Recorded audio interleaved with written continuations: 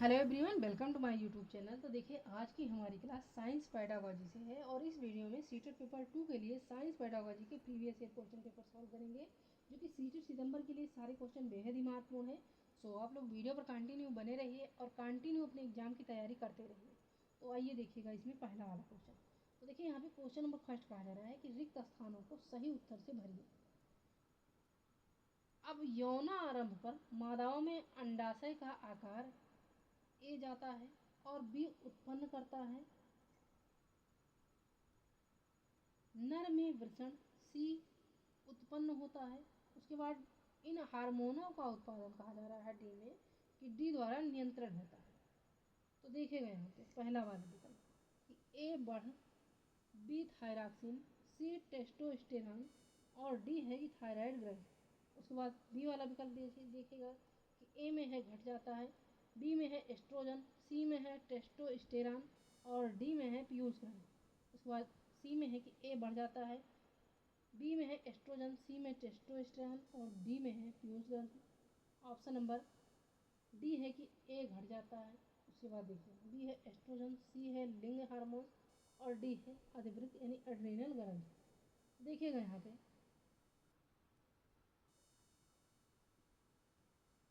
कि मादाओं में यौवन पर अंडाशय का आकार बढ़ जाता है और वह एस्ट्रोजन हार्मोन उत्पन्न करता है।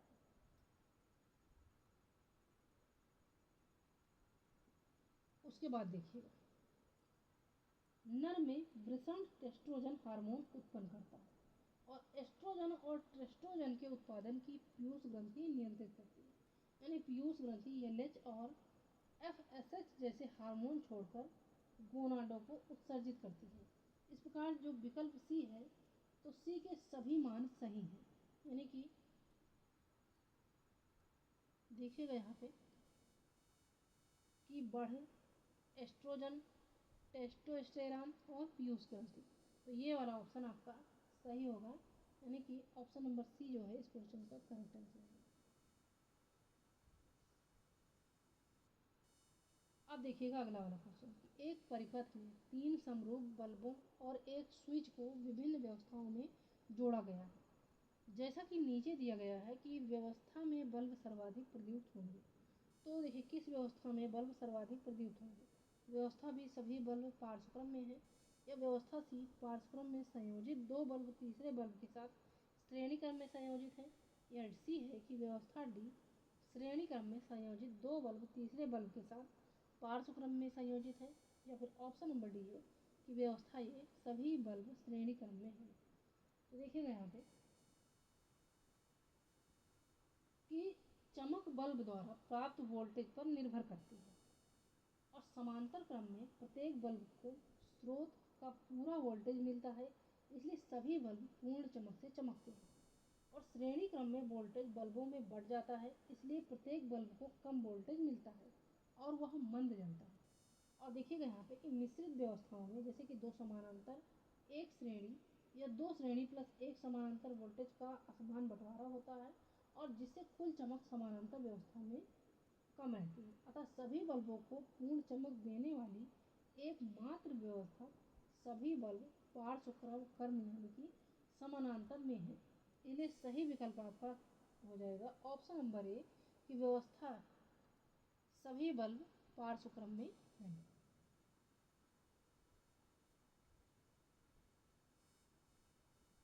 अब आइए देखिएगा अगला वाला क्वेश्चन। इसमें कहा जा रहा है निम्नलिखित कथनों को पढ़िए। अब कथन ए कह रहा है एनोडीकरण धातु को संक्षारण से बचाने की एक विधि है। कारण आर है एनोडीकरण लोहे पर जिंक की एक परत चढ़ाने की प्रक्रिया है। अब पहला है कि ए और आर दोनों सत्य हैं किंतु ए की आर सही व्याख्या नहीं करता, या ए सत्य है किंतु आर असत्य है, या ए और आर दोनों असत्य हैं, या ऑप्शन नंबर डी है कि ए और आर दोनों सत्य हैं और आर ए की सही व्याख्या है। तो देखिएगा यहाँ पे ए वाला ए सत्य है। क्यों? क्योंकि एनोडीकरण धातु को संक्षारण से बचाता है और इस प्रक्रिया में धातु की सतह पर प्राकृतिक ऑक्साइड परत को मोटा किया जाता है, जो कि रक्षा कवच का काम करता है। कारण आर देखिए, तो कारण आर असत्य है। क्यों असत्य है? क्योंकि एनोडीकरण से लोहे पर जिंक चढ़ाने की प्रक्रिया नहीं है। लोहे पर जिंक चढ़ाने को गैल्वनीकरण कहते हैं, जो कि एक भिन्न विधि है।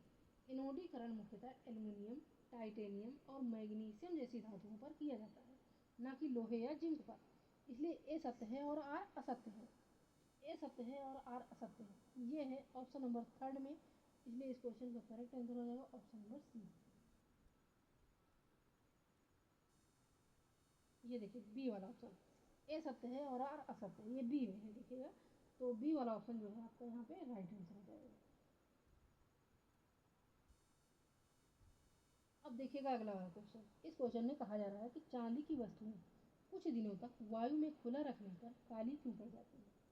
तो चांदी की वस्तुएं कुछ दिनों तक वायु में खुला रखने पर क्यों काली पड़ जाती है। ऑप्शन देखिएगा, क्योंकि वायु में उपस्थित हाइड्रोजन सल्फाइड के साथ अपक्रिया के कारण, या फिर वायु में उपस्थित नाइट्रोजन ऑक्साइडों के साथ अपक्रिया के कारण, या वायु में उपस्थित कार्बन मोनोऑक्साइड के साथ अपक्रिया के कारण, या ऑप्शन नंबर डी है कि वायु की ऑक्सीजन के साथ अपक्रिया के कारण। तो देखिएगा यहाँ पे कि चांदी की वस्तुएं कुछ दिनों तक वायु में खुला रखने पर काली इसलिए पड़ जाती हैं क्योंकि वायु में उपस्थित हाइड्रोजन सल्फाइड के साथ अपक्रिया के कारण। चांदी की वस्तुएं वायु में खुला रखने पर काली पड़ जाती हैं क्योंकि वायु में मौजूद हाइड्रोजन सल्फाइड गैस से अपक्रिया करती है। और देखिएगा यह अपक्रिया ऑक्सीजन की उपस्थिति में होती है, जैसे कि सिल्वर सल्फाइड Ag2S Ag2S बनता है और एक काला अघुलनशील यौगिक है। अब रासायनिक समीकरण के अनुसार जब इसे हम संतुलित करेंगे देखिएगा, तो ये हो जाएगा 4Ag प्लस प्लस देखिएगा यहाँ पे प्लस लगा दे रहे हैं 2H2S प्लस O2। अब इसका रिएक्शन कराएंगे तो ये हो जाएगा 2Ag2S प्लस 2H2O। यानी अन्य विकल्पों में देखिए तो नाइट्रोजन ऑक्साइड, कार्बन मोनोऑक्साइड या ऑक्सीजन से चांदी पर काली परत नहीं बनती है। इसलिए सही उत्तर जो है, तो सही उत्तर आपका विकल्प ए है, क्योंकि वायु में उपस्थित हाइड्रोजन सल्फाइड के साथ अपक्रिया के कारण चांदी की वस्तुएं कुछ दिनों तक वायु में खुला रखने पर काली पड़ जाती हैं।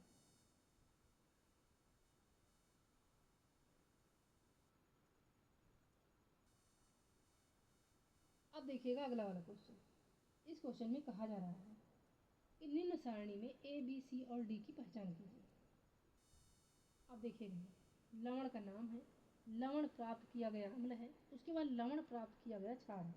अब लवण का नाम है अमोनियम क्लोराइड। अब लवण प्राप्त किया गया अम्ल जो है तो यह Cl है, और क्षार जो है तो A है। उसके बाद सोडियम नाइट्रेट, तो ये HNO3, और क्षार जो है तो B है। सोडियम नाइट्रेट C और क्षार B। उसके बाद देखिएगा यहाँ पे सोडियम क्लोराइड C और क्षार B। अब यहाँ पे आपको देखिएगा कि सही सारणी की पहचान करना है। तो सही सारणी आपको देखिएगा यहाँ पे पहला वाला है कि NH4, B है NaOH, C है HCl और D है NaOH। उसके बाद A है NH3, B है NaOH और C है HCl तथा D है NaOH। उसके बाद A तीसरा वाला ऑप्शन है कि NH4OH, या B है NaO, C है HCl और D है NaHCO3। उसके बाद D वाला विकल्प है कि NH4OH, NaOH, उसके बाद C है HClO तथा D है NaH। तो देखिएगा यहाँ पे अमोनियम क्लोराइड, यहाँ पे NH4Cl बनने के लिए अम्ल HCl है। देखिए यहाँ पे कि अमोनियम क्लोराइड बनने के लिए, तो अमोनियम क्लोराइड बनने के लिए क्या है, NH4Cl बनने के लिए अम्ल HCl है, तो क्षार अमोनिया यानी NH3 होगा। और HCl प्लस NH3, तो ये बनता है जाके NH4Cl।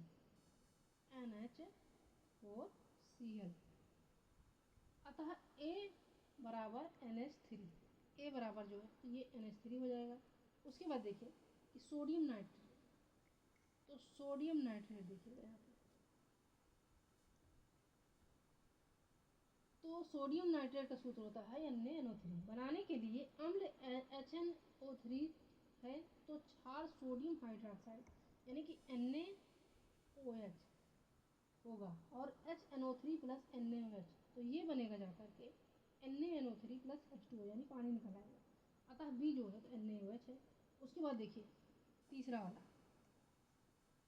तो तीसरा दिया जा रहा है सोडियम क्लोराइड। तो सोडियम क्लोराइड यानी NaCl बनने के लिए अम्ल HCl है और छात्र NaOH होगा। अतः HCl प्लस NaOH, तो ये बनेगा रिएक्शन कराने पर NaCl प्लस H2O। ठीक है, अतः C बराबर HCl तथा D बराबर NaOH। अब सभी मान विकल्प बी से मेल खाते हैं, तो सभी मान देखिएगा विकल्प बी से मेल खा रहे हैं। और यहाँ देखिए विकल्प बी में दिया जा रहा है कि ए जो है NH3, बी NaOH और सी HCl तथा डी है NaOH, यानी कि विकल्प बी जो है आपका यहाँ पे करेक्ट आंसर हो जाएगा। अब आइए देखिएगा अगला वाला क्वेश्चन। तो देखिए यहाँ पे इस क्वेश्चन में कहा जा रहा है कि निम्नलिखित कथनों को पढ़िए। चरण फर्स्ट है कि चीनी का एक सांद्रित सिरप बनाने के लिए जल में कुछ चम्मच चीनी घोली गई। चरण दो है कि चीनी के सिरप को धीमी आंच पर कैरामेलीकरण होने तक गर्म किया गया। अब सही विकल्प का चयन करना। चरण एक की एक रासायनिक परिवर्तन है और चरण दो जो है तो एक भौतिक परिवर्तन है। चरण एक और चरण दो दोनों भौतिक परिवर्तन है, या चरण एक और चरण दो दोनों रासायनिक परिवर्तन है, या चरण एक भौतिक परिवर्तन है और चरण दो एक रासायनिक परिवर्तन है। तो देखिए कि जब चीनी को पानी में घोलना एक भौतिक परिवर्तन है, इसमें चीनी के अणु पानी में फैल जाते हैं लेकिन उनकी रासायनिक संरचना वही रहती है। क्योंकि पानी को वाष्पित करके चीनी वापस प्राप्त की जा सकती है, इसलिए यह प्रक्रिया उत्क्रमणीय है और कोई नया पदार्थ नहीं बनता। चरण दो में कहा जा रहा है कि चीनी के सिरप को कैरामेल बनाने तक गर्म करना एक रासायनिक परिवर्तन है। गर्म करने पर चीनी टूटकर कैरामेल कार्बन और जल वाष्प जैसे नए यौगिक बनाती है और इस प्रक्रिया में रंग, स्वाद और बनावट बदल जाते हैं, जो कि नए पदार्थ के बनने के संकेत हैं। इसलिए आपका यहाँ पे करेक्ट आंसर हो जाएगा ऑप्शन नंबर डी।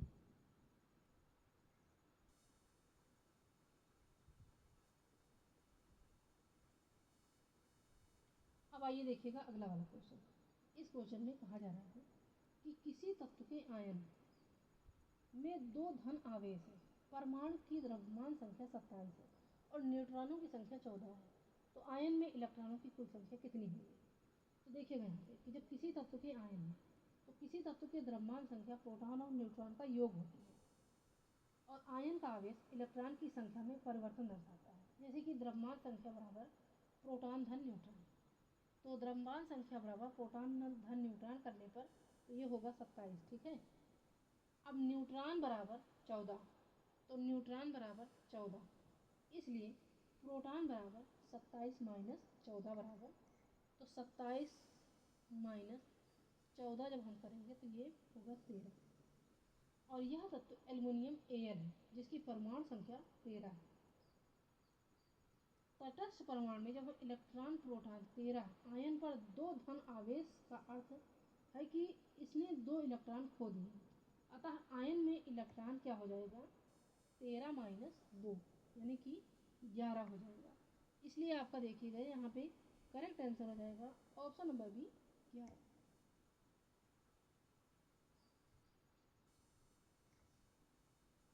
अब देखिएगा अगला वाला क्वेश्चन। देखिए यहाँ पे इस क्वेश्चन में कहा जा रहा है कि प्रकाश की एक किरण वायु से विभिन्न प्रकाशिक घनत्वों के तीन माध्यमों ए, बी और सी से यात्रा करती है। अब नीचे दी गई सारणी का संदर्भ लीजिए और एक्स, वाई, जेड और डब्ल्यू की पहचान कीजिए। अब सारणी देखिएगा, तो प्रकाश की चाल में परिवर्तन, प्रकाश की आवृत्ति में परिवर्तन और प्रकाश की तरंगदैर्घ्य में परिवर्तन, ये है सारणी। अब वायु में माध्यम ए में एक्स वाई घट जाती है, यह वायु से माध्यम बी में वृद्धि होती है और एक जैसी है जेड। यह वायु से माध्यम सी में एक जैसी रहती है, डब्ल्यू एक जैसी है। अब यहाँ पे चार विकल्प दिए जा रहे हैं। पहला है कि एक्स वृद्धि होती है, वाई वृद्धि होती है और जेड वृद्धि होती है और डब्ल्यू वृद्धि होती है, या फिर एक्स घटती है, वाई अपरिवर्तित रहती है, जेड वृद्धि होती है और W अपरिवर्तित रहती है। या सी है कि x घटती है, y घटती है, z वृद्ध होती है और W अपरिवर्तित रहती है। या ऑप्शन नंबर डी देखिएगा कि x में वृद्ध होती है, y घटती है, z घटती है और W वृद्ध करती है। तो देखिएगा यहाँ पे कि जब प्रकाश एक माध्यम से दूसरे माध्यम में जाता है तो उसकी चाल और तरंग दैर्घ्य बदल सकती है, लेकिन आवृत्ति हमेशा अपरिवर्तित रहती है। जैसे कि वायु से माध्यम ए में प्रकाश की चाल घटती है और x घटती है, क्योंकि a जो है तो a सघन है और आवृत्ति स्थिर रहती है। आवृत्ति जो होती है तो ये स्थिर रहती है, इसलिए y अपरिवर्तित है। और वायु में जो है तो वायु में B में चाल बढ़ती है, वायु से माध्यम B से चाल बढ़ती है और आवृत्ति स्थिर रहती है, तो तरंग दैर्घ्य बढ़ती है, यानी Z जो है तो ये वृद्ध होती है। उसके बाद देखिए तो वायु से माध्यम C, तो वायु से माध्यम C में क्या होता है कि चाल जो है एक जैसी रहती है, चाल जो है तो एक जैसी रहती है, इसलिए आवृत्ति W अपरिवर्तित रहती है और तरंग दैर्घ्य भी एक जैसी रहती है। और यह सभी मान जो है तो यह सभी मान ऑप्शन नंबर बी में मैच करते हैं, यानी x घटती है, y अपरिवर्तित रहती है, z वृद्ध होती है और w अपरिवर्तित रहती है। इसलिए इस क्वेश्चन का करेक्ट आंसर हो जाएगा ऑप्शन नंबर बी।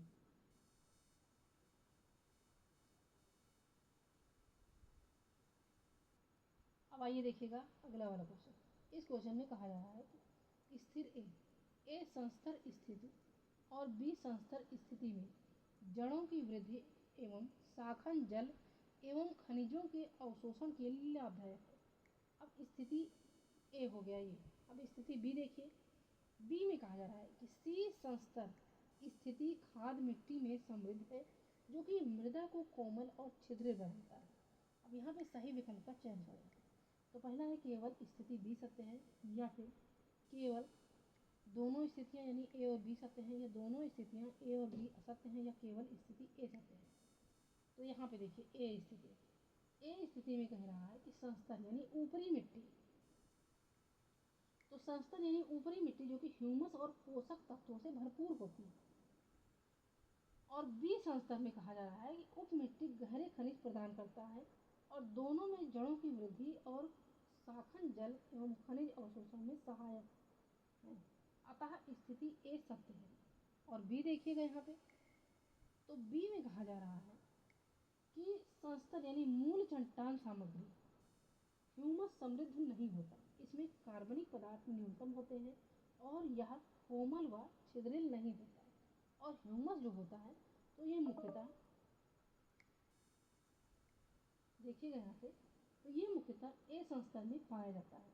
अतः स्थिति बी असत्य है। ठीक है, तो बी वाला ऑप्शन जो है ये गलत होगा, यानी केवल ए सत्य है, तो केवल ए सत्य है और बी असत्य है। तो असत्य तो दिया नहीं गया है, यानी केवल स्थिति ए सत्य है, इसलिए इस क्वेश्चन का करेक्ट आंसर हो जाएगा ऑप्शन नंबर बी।